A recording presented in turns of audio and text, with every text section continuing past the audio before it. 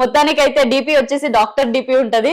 చాలా మంది అనుకుంటున్నారు నాలాగా డాక్టర్ ఏమో అని. సో పూర్తి వివరాలు తెలియాలంటే ఫుల్ ఇంటర్వ్యూ చూడాలి. సో పవన్ దేవులపల్లి ఉన్నారు. ఎలా ఉన్నారు? I'm fan. మీరు? సూపర్. మీరు బాగానే ఉంటారులేండి. బాగానే ఉంటారు. ఓకే. అయితే మొత్తానికి ప్రెసెంట్ ఏం చేస్తున్నారు? ప్రెసెంట్ ఏఎన్ఎస్ హాస్పిటల్ వైజాగ్ లో తగరబల్స, అక్కడ బీఎస్సీ కంప్లీట్ అయింది. సో ప్రెసెంట్ జాబ్ చూసుకున్నా, వచ్చింది. బట్ ఏంటి అంటే ఈ గ్యాప్ లో దగ్గరగా 4 years అవుతుంది హైదరాబాద్ వచ్చి.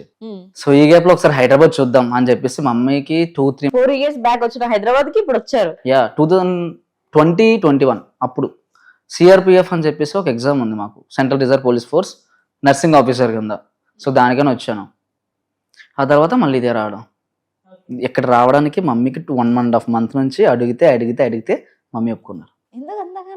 అంటే అమ్మకి కొడుకు కోడిపెట్ట టైప్ అనమాట.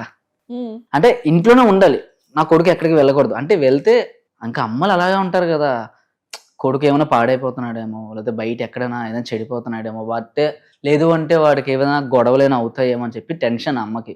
ఓకే, అమ్మ వర్షన్ ఓకే. మీ వర్షన్ లో మీరు చేసేది? అమ్మకి ఆపోజిట్ ఫుల్. అంటే చేసే పనులన్నీ కొంచెం అలాగే ఉంటాయిలేండి, పర్లేదు. ఫర్ ఎగ్జాంపుల్ అమ్మ 9:30కి రమ్మంటే నేను 11 o'clock వెళ్తాను. అమ్మ తిడుతుంది,